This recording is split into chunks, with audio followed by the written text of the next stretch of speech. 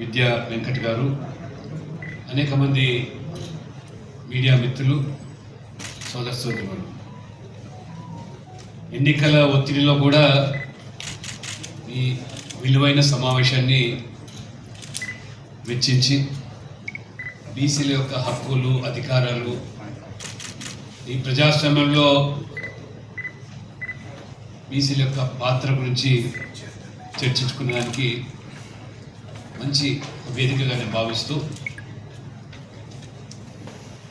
ఏదైతే నానుడి ఉందో మరి కత్తి కంటే కలం పదునైనదని, ఆ కళానికి ఉన్నటువంటి విలువ, బలము క్రమేణా మనము దానిని వెలుగులోకి తీసుకొచ్చే ప్రయత్నంలో ఉన్నటువంటి ఆటంకాలు, అవరోధాలు, చాలా విషయాలు చెప్పారు. క్షేత్రస్థాయిలో జర్నలిస్ట్గా మీరు చేసేటువంటి వృత్తి ధర్మానికి అనుగుణంగా వాస్తవాలు వెలుగులోకి తీసుకొచ్చే ప్రయత్నంలో ఎంత శ్రమ పడినప్పటికీ కూడా వెలుగు చూడకపోవడం అనేది కూడా పనులు కూడా చెప్పారు. 2.9% మాత్రం. అంటే మేనేజ్మెంట్స్ కానివ్వండి, ఎడిటోరియల్స్ కానివ్వండి, లేదా చీఫ్ ఎడిటర్స్ కానివ్వండి, బ్యూరో ఇన్ఛార్జీలు కానివ్వండి, మరి ఆ స్థాయికి ఎదిగే దాంట్లో బీసీల యొక్క వాటా, పాత్ర ఎంత అనేది ఒక ప్రశ్న. కాబట్టి ప్రజాస్వామ్యంలో ఇంతకుముందు చెప్పినట్టుగా 4th ఎస్టేట్గా పిలువబడేటువంటి ఒక మూల స్తంభం ఇది. డాక్టర్ బాబాసాహెబ్ అంబేద్కర్ యొక్క రాజ్యాంగంలో ఇంతకుముందు ప్రస్తావించినట్టుగా మరి 4th ఎస్టేట్గా పిలువబడుతున్నప్పటికీ ఇంతవరకు సమాజాన్ని ప్రభావితం చేస్తున్నది, సమాజంలో ఉన్నటువంటి భిన్న వర్గాలకు ఏ రకంగా మరి వృత్తి ద్వారా మనము న్యాయం చేయగలుగుతున్నాం అనేది కూడా ఒక ప్రశ్న. కాబట్టి చాలా పత్రికల్లో లేదా ఎలక్ట్రానిక్ మీడియాలో మేనేజ్మెంట్ యొక్క వ్యూస్ అవి న్యూస్గా మారుతున్నాయి. ప్రజల గొంతుక, ప్రజల భావాలు, ప్రజల ఆలోచనలు చాలా వరకు కూడా ప్రతిబింబించకపోవడం. అందులో చాలా పత్రికలు కూడా ఈ రోజుల్లో మనం చూస్తాం రాజకీయపరమైనటువంటి పత్రికలుగానే వాళ్ళ కొనసాగుతుంది. కాబట్టి ప్రస్తుత పరిస్థితిలో ప్రజాస్వామ్యాన్ని లోబడి ఈరోజు ఏదైతే పాలన జరుగుతున్నదో, ఒక కులాన్నో ఒక వర్గాన్ని ఆధారం చేసుకొని ప్రజాస్వామ్య ప్రక్రియలో మరి అధికారంలోకి రాలేదని వాస్తవం అయినప్పటికీ, కానీ అన్ని వర్గాలకు కూడా సముచిత స్థానం అన్ని రంగాల్లో మరి దక్కాలి, ఆ విధంగా మరి పాలన కూడా జరగాలని కోరుకోవడంలో ఏమాత్రం కూడా అతిశయోక్తి లేదు. కానీ దురదృష్టవశాత్తు 75 సంవత్సరాల స్వాతంత్ర దేశంలో 50% పైగా ఉన్న జనాభా ఇంకా ఆర్థికంగా, సామాజికంగా, విద్యా ఉద్యోగపరంగా, చివరికి రాజకీయంగా కూడా ఇంకా వెనుకబడిపోవడానికి మరి దీని మీద జరుగుతున్నటువంటి లోతైన చర్చ జరగాల్సిన అవసరం ఉన్నది. ఖచ్చితంగా మనలో చైతన్యం సంఘటితం కావాలి. ఇంతకుముందు పెద్దలు చెప్పారు, కులాల పేరు మీద ఏకమవుతున్నాం కానీ బీసీల పేరు మీద సంఘటితం కాలేకపోతున్నాం. కాబట్టి మనకున్నటువంటి ఓటు విలువ ఏదైతే ఉందో, మనం ఆ ఓటు ఆయుధం ద్వారా అధికారానికి రావాలన్నా, అధికారాన్ని తీసుకురావాలన్నా, శాసించే స్థాయికి శక్తి మనకున్నా కానీ మనం దాన్ని వినియోగించుకోలేకపోవడం వల్లనే అన్ని అనర్థాలు. ఎవరో అధికారంలోకి వచ్చారు, ఎవరో గెలిచి వస్తున్నారు. కాబట్టి ఆ యొక్క మరి సామాజిక వర్గాలు కొద్ది శాతం మేరకే అయినప్పటికీ అని చెప్పి వాదన అవుతుందో, ఆ వాదనలో ఒకసారి మనం కూడా ఆత్మ పరిశీలన చేసుకోవాలి. మనం ఓటేస్తే కానీ వారు గెలిచేదానికి అవకాశం లేదు. గెలిపిస్తున్నది మనము, తర్వాత మళ్ళీ ఆ రకమైనటువంటి మరి నిందలు వేయడం కూడా మరి ఎంతవరకు సమంజసం మనం ఆలోచన చేసుకోవాలి. ఓటును ఒక శక్తిగా మార్చుకొని ప్రజాస్వామ్యంలో ఓటు ఆయుధాన్ని సక్రమంగా వినియోగించుకున్నట్టయితే వడ్డించేవాడు మనవాడైతే ఈ భక్తిలో కూర్చుంటే అనే దానికి పూర్తి సార్థకమవుతుంది. కాబట్టి మొదటగా దాని యొక్క ప్రాముఖ్యతను ప్రాధాన్యత తెలుసుకోవాల్సిన అవసరం అందరికీ ఉంది. కాబట్టి జర్నలిస్ట్గా కూడా మీ పాత్ర సాధ్యమైనంత వరకు ఇవాళ విలేకరులుగా లేదా పత్రికల్లో మీడియాలో మీరు క్షేత్రస్థాయిలో ఎన్ని విషయాలు వెలుగులోకి తీసుకొచ్చే ప్రయత్నం చేసినా అది దానికి రూపం దాల్చకపోవడం కూడా మరి అవరోధం కావచ్చు. కానీ నేను ఈ సందర్భంలో కోరుతా ఉన్నాను, ఇది మారుతున్న కాలానికి అనుగుణంగా మనం కూడా మారాల్సి వస్తుంది. కేవలం కళానికే పరిమితం కాకుండా మనకున్నటువంటి మేధస్సును తెలివితేటలను ఏదైతే సోషల్ మీడియా మాధ్యమం ఉందో ఈ సోషల్ మీడియా మాధ్యమం ద్వారా మన ఆలోచనలు, మన భావాలు, మన యొక్క విధానాలు, సిద్ధాంతాలు కూడా మరి ప్రజలు చేరవేసడానికి అవకాశం ఉంది. కాబట్టి మీరందరూ కూడా సోషల్ మీడియా వారియర్స్గా కూడా మారాల్సిన ప్రస్తుత పరిస్థితి ఉందని నేను భావిస్తున్నాను.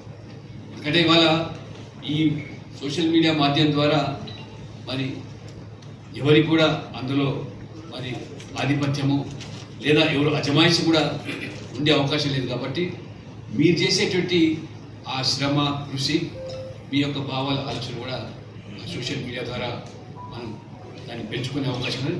విధిగా అందరం కూడా సోషల్ మీడియా వారియర్స్గా మారాల్సి. మీరు ఏ పత్రికలో ఉండండి, ఏ మీడియాలో ఉండండి, వాళ్ళ ఆలోచన మీద లేదనుకోవచ్చు, కానీ మీకున్నటువంటి ఆలోచన ఈ యొక్క సోషల్ మీడియా కూడా వ్యాపింపజేస్తే బాగుంటుందని ప్రస్తుతం ఎన్నికల సందర్భంగా ప్రధానంగా చర్చకు వస్తున్న అంశాలు రిజర్వేషన్స్, రాజ్యాంగం గురించి మొత్తం కూడా ప్రస్తావించారు. అంటే మనం కూడా దీని మీద లోతుగా ఆలోచన చేయాలి. మనము దాని మీద వాస్తవాలు ఈ 75 సంవత్సరాల ఈ స్వాతంత్ర దేశంలో రిజర్వేషన్ల పట్ల ఏ వ్యక్తులు, ఏ సంస్థలు, ఏ పార్టీలు మరి చిత్తశుద్ధితో న్యాయబద్ధంగా వ్యవహరించారో ఒకసారి మనం పరిశీలించాల్సిన అవసరం ఉంది.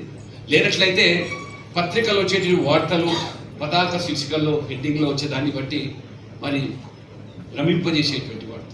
కాబట్టి ఒకసారి దాని మీద కూడా మీరు జర్నలిస్ట్గా తెలుసుకోవాల్సి అవసరం. స్వాతంత్రం తర్వాత డాక్టర్ బాబాసాహెబ్ అంబేద్కర్ ప్రతిపాదించినటువంటి రాజ్యాంగపరంగా ఎస్సీలకు, ఎస్టీలకు, సామాజిక వివక్షకు గురైన వర్గాలకు రిజర్వేషన్లు అందులో పొందుపరచడం జరిగింది.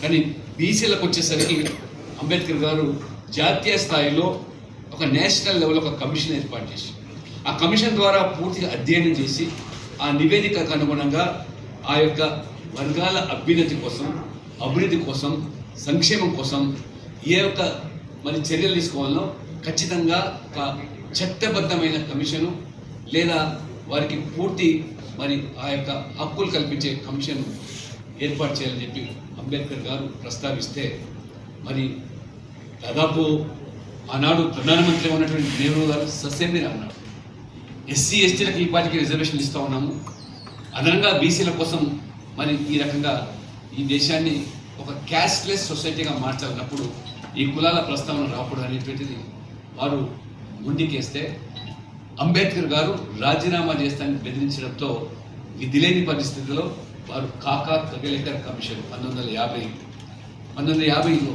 ఆ కమిషన్ వేస్తే కాకా కలేకర్ 2 సంవత్సరాల తర్వాత ఆ కాకా కలేకర్ కమిషన్ నివేదిక ఇచ్చింది. ఆ నివేదికలో అనేకమైన అంశాలు, సిఫార్సులు పూర్తి అధ్యయనం చేసి 2 సంవత్సరాలు ఎన్ని కులాలు ఉన్నాయి, ఎంత సామాజికంగా వివక్ష గురవుతున్నారు, విద్యా రంగంలో, ఉద్యోగాల్లో ఏ స్థాయిలో ఉన్నారు బీసీలు అని చెప్పి ఆ నివేదిక సమర్పిస్తే మరి 17 సంవత్సరాలు నెహ్రూ గారు ప్రధానమంత్రి కొనసాగారు. కానీ కనీసం పార్లమెంట్లో కూడా కాకా కలేకర్ కమిషన్ విషయంలో చర్చ కూడా పెట్టుకున్నారు. ఆ నివేదికను ఆ యొక్క పార్లమెంట్లో టేబుల్ చేసినప్పుడు చర్చ లేకుండా ఆ రోజు ప్రధానమంత్రి గారు ఇవాళ నాకు పూర్తిగా మరి ఆధారాలతో సహా ఇవాళ ఏదైతే మరి ఇవాళ ముసలి కన్నీరు గారుస్తూ బల్ల బుద్ధి చెప్పుతూ బీసీల హక్కులు మళ్ళీ కాలరాయబడుతున్నాయి, బీసీల యొక్క రిజర్వేషన్లు మరి కొల్లగొడుతున్నారు, బీసీలకు రిజర్వేషన్లు రావాల్సిన అవసరం ఉందని చెప్పి ఇక్కడ మన ముఖ్యమంత్రితో సహా ఏ మేరకు మమకారం ఉందో బీసీల పట్ల, ఏ మేరకు వారికి ప్రేమ ఉందో మీ అందరికీ తెలుసు. వారు మరి ఎన్నికల ముందు వారు కుల సభల్లో, వారి యొక్క సామాజిక వర్గ సభల్లో మాట్లాడేటువంటి ప్రసంగాలు, మాటలు ఎందుకు మరి వాళ్ళ మీడియాలో అది బహిర్గతమైంది, ఎందుకు ప్రచురితం అవుతలేదు? కనీసం సోషల్ మీడియాల ద్వారానైనా వాటిని వెలికితీయాలి. కాబట్టి ఈ రకమైనటువంటి వ్యాఖ్యలు చేసిన వారు ఇవాళ ఓట్ల కోసం బీసీల పట్ల ఎనలేని ప్రేమ. 27 జూన్ 1961 నెహ్రూ గారు ఆనాడు ఉన్నటువంటి రాష్ట్రాల ముఖ్యమంత్రులు రాసినటువంటి లెటర్ ఈ దేశం కనుక కులాల పేరు మీద రిజర్వేషన్లు కొనసాగించినట్లయితే, మరి ముఖ్యంగా ఉద్యోగాల్లో ఈ కులాల పేరు మీద రిజర్వేషన్ కల్పించి వాళ్ళకు ఉద్యోగ అవకాశాలు కల్పిస్తే ఈ దేశం సెకండ్ గ్రేడ్ సిటిజన్స్ తయారు చేస్తుంది. ఈ దేశం సెకండ్ గ్రేడ్ దేశంగా మారుతుంది. ప్రపంచంలో మనం తలెత్తుకోలేని పరిస్థితి వస్తుంది. కాబట్టి రిజర్వేషన్స్ అనేది ఈ క్యాస్ట్లెస్ సొసైటీలో ఇది ఏమాత్రం కూడా మంచిది కాదని చెప్పి వారు చాలా స్పష్టంగా ఉత్తరం రాశారు. ఒక 2 విషయాలు మాత్రం చదువుతాను. The following is a text of a letter Pandit Nehru wrote to Chief Ministers on June 27, 1960. ఇది వాస్తవాలు, అందుకనే ఇది documentation. Emphasizing on the need for empowering backward groups by giving them access to good and technical education and not by reserving jobs based on caste and creed. They deserve help, but even so, I dislike any kind of reservations, more particularly in service. ఇది వారు చెప్పడమే కాకుండా I react strongly against anything which leads to inefficiency and second rate standards. బీసీలకు రిజర్వేషన్లు ఇస్తే second rate standards మరి మారుతాయని ఈ దేశం ఆ విధంగా I want my country to be a first class country in everything. The moment we encourage the second rate, we are lost. ఈ రకంగా 2 పేజీల ఉత్తరాలు రాసినట్టే పౌరుషము, చీము, నెత్తురు ఉన్నటువంటి ఈ వర్గాలు ఆలోచించారు.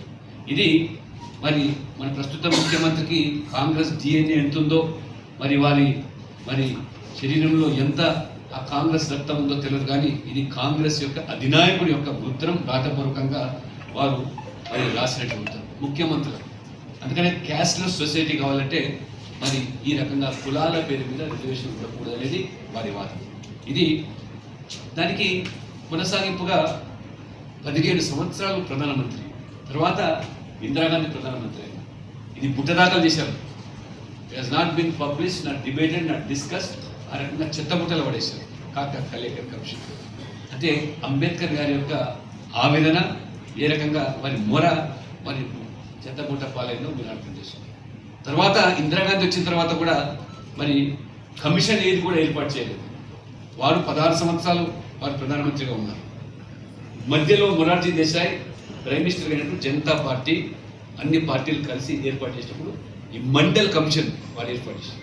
బీసీల యొక్క అభ్యున్నతి కోసం, వాళ్ళ సంక్షేమం కోసం, అభివృద్ధి కోసం మండల్ కమిషన్ వారు 78లో వారు కమిటీ వేసి సిఫార్సు చేస్తే దురదృష్టవశాత్తు 80లో ఆ ప్రభుత్వం పడిపోవడం, మొరార్జీ దేశాయ్ గారు ఆ ప్రతిని రాష్ట్రపతికి అందించిన సందర్భంలో మొత్తం ఆ ప్రభుత్వమే కుప్పకూలిపోయింది. ఇది మన దురదృష్టం. బీసీలు 80 నుంచి మళ్ళీ 84 ఇందిరాగాంధీ ప్రధానమంత్రి అయింది. మండల్ కమిషన్ సిఫార్సుల మీద చర్చ లేదు. ఆ కమిటీ రిపోర్టు మీద కనీసం పార్లమెంట్లో పెట్టని కూడా లేదు. అని మళ్ళీ ఎప్పుడు విపి సింగ్ గారు ఎప్పుడైతే మళ్ళీ వారు దాదాపు 90లో ప్రధానమంత్రిగా, అప్పుడు కూడా కాంగ్రెసేతర ప్రభుత్వం అధికారులకు వచ్చినప్పుడు ఆ రకంగా మండల్ కమిషన్ పార్లమెంట్లో ప్రస్తావన పెడితే ఆనాడు కూడా 27% ఎడ్యుకేషన్లో, 27% సర్వీస్లో కేంద్ర ప్రభుత్వ సంస్థలు రిజర్వేషన్లు కావాలని వారు సిఫార్సిస్తే దేశమంతా అల్లకొల్లమైపోయింది. ఏ రకంగా ఆందోళనలు వచ్చినాయో చివరికి రాజీవ్ గాంధీ గారు ఆ రోజు ప్రతిపక్ష నాయకుడు పార్లమెంట్లో వారి యొక్క ఒక్కసారి 6th సెప్టెంబర్ 1990 వారి స్పీచ్ ఒక్కసారి రికార్డ్స్ ఇవన్నీ కూడా ఏదో ఇవాళ రాజకీయం కోసమో లేదా విమర్శించడం కోసం నేను ఇవాళ మీ ముందు ప్రస్తావించలేదు. ఇది ఆనాడు ఫైనాన్షియల్ ఎక్స్ప్రెస్లో ప్రచురితమైనటువంటిది. ఇవాళ పార్లమెంట్లో ఇవాళ రికార్డ్స్లో ఉన్నటువంటి Rajiv Gandhi in parliament 1990 had advocated for a casteless society and even accused the then Premier VP Singh of trying to lead the country to caste wars with Mandal Commission report. VP Singh ప్రవేశపెట్టిన mandal commission సిఫార్సు దానివల్ల మొత్తం ఒక మరి ఈ యొక్క కులాల పేరు మీద ఒక యుద్ధ వాతావరణం నిర్మాణం అవుతుంది. ఇది క్యాస్టల్ సొసైటీకి దోహదపడదు. Rajiv Gandhi quote, "It is extremely sad that the thinking in this government revolves around caste. VP Singh is causing rift in our society." Rajiv Gandhi said, the goal of the country must be a casteless society, and one you must avoid taking any step which takes the country towards a caste-ridden society. Nobody in this house will say that the removal of casteism is not part of the national. ఇది వారు ఏ రకంగా మండల్ కమిషన్ను విభేదించారు, వ్యతిరేకించారు. వారి ఉపన్యాసంలో మాట్లాడడం కాకుండా as far as my knowledge goes BP Sathe garu పార్లమెంట్లో వారు ఒక రిజల్యూషన్ తయారు చేశారు.